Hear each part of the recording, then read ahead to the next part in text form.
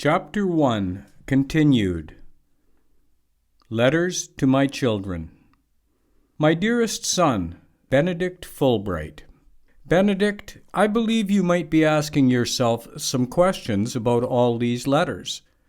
Before answering your question, I would like to share one important quote from Steve Jobs.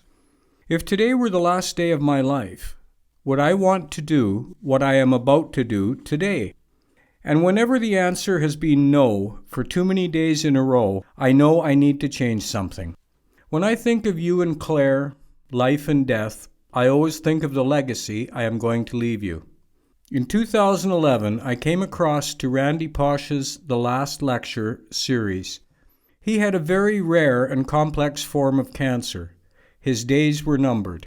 He had to sort out all of his affairs, saying goodbye, and teach his kids everything a father should do for a child for many years. But he didn't have 18 years to live and teach his kids, rather just a few months. He decided to have what he called the last lecture. I think he used lecture format because he was a university professor. My son, if you look on Randy's story, he had opportunity to know how many days left to his life. Many of us will never know when our time is to come. It's a mystery. That's why I agree with Steve Jobs that we should always live as today is the last day of our lives. We should teach our kids everything we are supposed to teach them. Guide them as if we will not be here on planet Earth forever. So how did I start writing all these letters in the first place? It all started on your first birthday, Benedict. It was on February 10th, 2012. As a loving and committed father, I was looking for the most perfect gift for my 1-year-old son. In search of the gift, I came to realize, no matter how beautiful the gift is, you will never remember due to your age. It was at that moment I started looking at what important thing I can give which you will like and always remember. Only one thing came to my mind. Write a letter to Benedict. When you grow up, you know how to read, I will re-gift you. I believe you will appreciate more and probably keep it for your friends and kids. Through these letters, as you can see, Benedict, I address you as a person, not just a kid who doesn't have sense. Since I do not know the time when I will go to our Father in heaven, I think it is important to have something like the last lectures. I have written over 100 letters so far during the period of 6 years of your life. Now, I am not only writing these letters to you alone, but also to your sister Claire, your mother Marie. I write to myself, to my brothers, sisters, mother, father, and a few friends. In case you didn't know, I do not like to purchase cards from the store. I believe someone appreciates it more when you write something that comes from your heart. When I am writing these letters, I get time to reflect, think, and appreciate even little things from someone I know. It gives a deeper meaning of care, appreciation, love, and friendship. Therefore, I would like for you to be making handmade cards, drawings, and anything from your heart, rather than buying cards, which are technically designed for someone, but just blank names. I would like to share with you something very important I have never told anyone. When I was in basic military training, boot camp, in Great Lakes, Illinois, back in the fall of 2012, letter writing was one of the best things I had to be with you in my mind all the time. I was having a mental picture of everything since you were born, when I hold you in my hands for the first time, and every little thing that you would never imagine. All those images in my mind, they kept me going. I was able to overcome anything I came across. I wrote so many letters during that time. Benedict, you might never know how much you have helped to change and shape my life. Without knowing, you have helped me think of my life 30 to 50 years in the future. As I write on your first day letter, you are the reason, Benedict. You will always be the reason, the game changer. Thank you so much, and I love you dearly. Benedict, before Claire was born, I was planning to publish a book with the title, The Benedict Factor. I now have letters of your sister Claire. I had to change the title to A Loving Father to include both of you and many children around the world who might read these letters and learn something, or to any parent around the world to get something from these letters. I love both of you very much, and you kids are inspirational to my life. One last thing, Benedict, for me, studying hard and getting good results in school and so forth were not strange things at all. I grew up in a family of 13 children, and seeing everyone doing great in school made my path very easy. This is what I am creating for you. When you grow up, to see someone publishing a book or bestseller will be a normal thing. You have a living example in the house of your father writing books. This will motivate you to write something even more beautiful than mine. But another important lesson for you and Claire is to understand that each person is God's masterpiece creature, therefore has something unique to offer to others. The story of your life will be a lesson and inspiration to another person. Don't take things for granted and assume you are just a normal kid and everything is normal. I love you so much, son. It's me, your loving Baba, Ernest Boniface Macalillo. Welcome to the world, Princess Claire Francisca Macalillo. My dearest little angel, Claire Francisca. Friday the 6th of November, 2015, at 9:30 PST, you made your official debut on this planet. You are born in Simi Valley Hospital in the great state of California. Your weight is 6 pounds 14 ounces, your height 19 inches. Your due date was November 18th, but you decided to show up 2 weeks before. What a surprise. I know when you grow up, you will ask me the question about your name. Naming a child is the most important thing. Nature of the name can help the child in his or her life. Marie and I named you Claire Francisca. It is one of the most powerful names on earth. How did we come up with such a meaningful name? It all started with naming our first God's blessing, Benedict Fulbright. Your brother was named after Pope Benedict XVI. Our generation had opportunity to witness 2 popes in a very short period of time, Pope Benedict XVI and Pope Francis. So even before we knew the gender, Pope Francis was in our mind, and Pope Francis is the first pope with such a name from St. Francis. What happened after knowing your gender? Your mother, Marie Anna, was a Catholic sister and nun for about 12 years.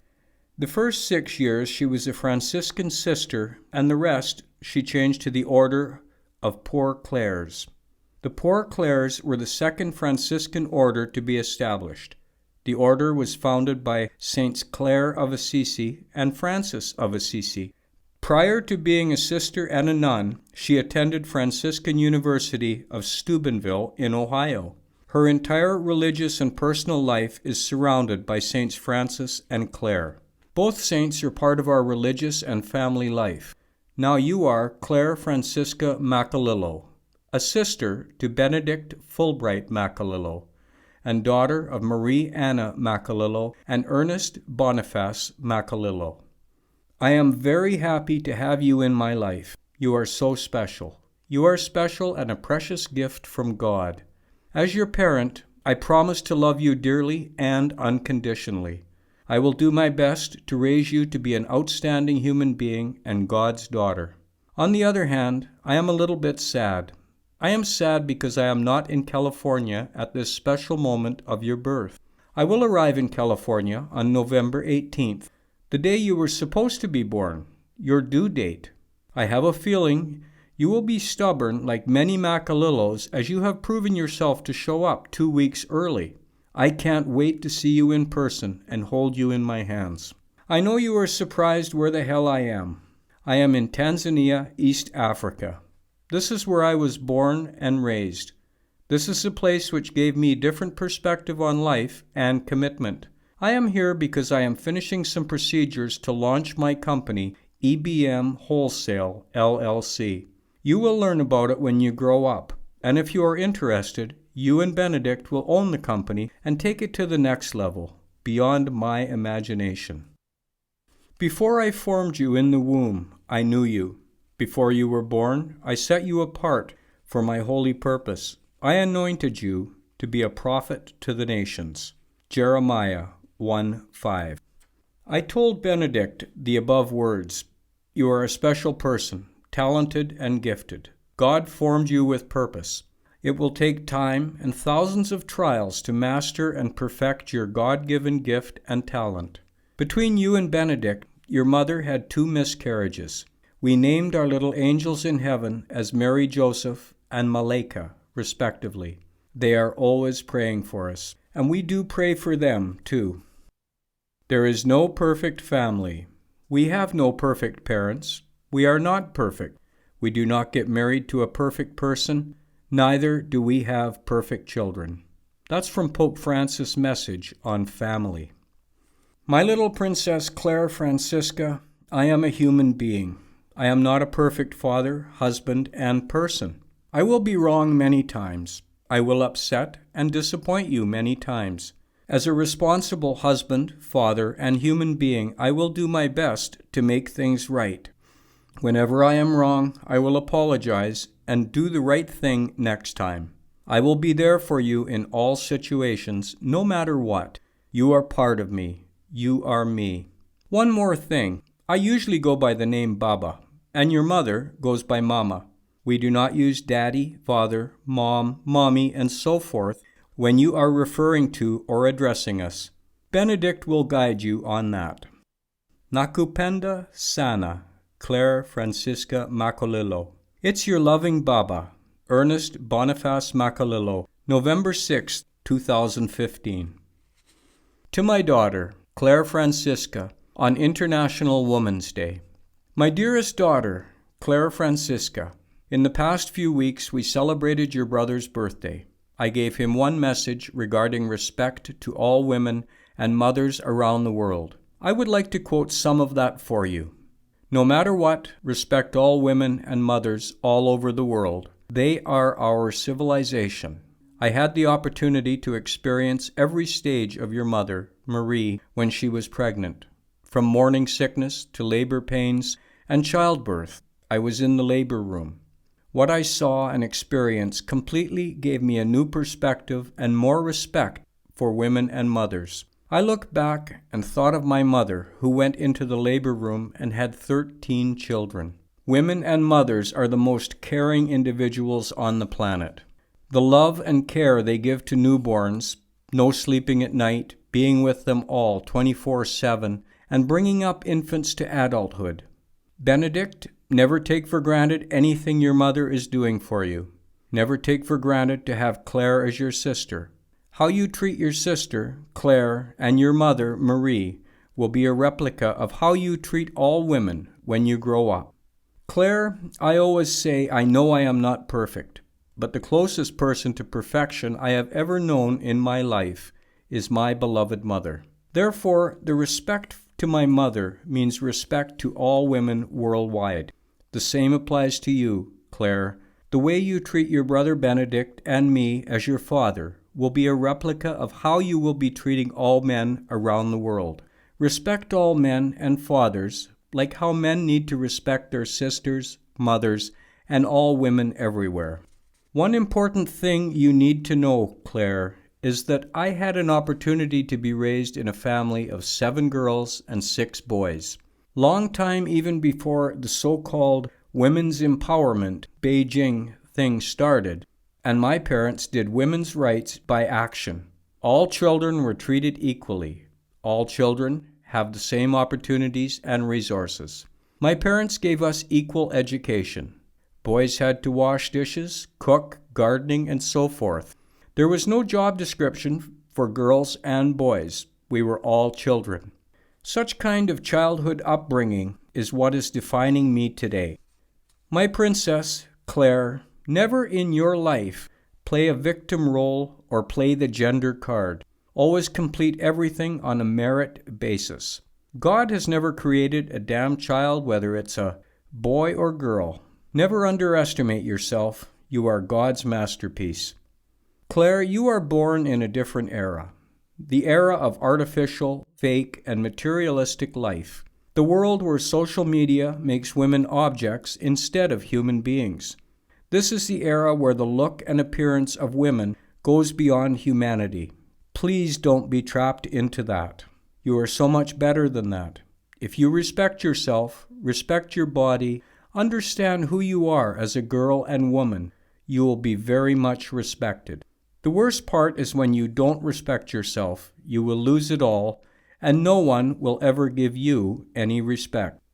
One last thing. I wish majority of people could understand one important thing about women's rights and empowerment. Many people fight the wrong war. If you empower a boy, teach him to be a man, to respect a girl and woman, we will end up with a family without injustices against women. Happy International Women's Day, Claire. It's me, your loving Baba. March 8th, 2017. If I look back, I will always see that little boy in the small town of Kigoma. I see how many years of consistence and trusting God you need to put there to reach into your final destination. As it was for me, it took over 15 years of believing, working hard, and trusting God to be able to accomplish almost everything I ever dreamed of as a child. But that would never be possible without having such wonderful parents and siblings. I totally agree with those who say life is a marathon, not a sprint. What you need is to create your own things you want to accomplish at certain times. And don't worry about other people's dreams. They are not yours. Stay on your lane and do your own thing at your own pace, and in the end, you'll reach your destination on your own terms. If I were to sprint and get distracted by what others, my friends and people I know with their dreams and speed, think, I would definitely not reach mine. I would end up living someone else's lifestyle. This is why Martin Luther King Jr. asked, "What is your life's blueprint?" And it is not a sin to change your childhood dreams. Things happen and priorities change too. So never be so hard on yourself. On whatever you do, give it 100%, and God will never let you down or disappoint you in any way.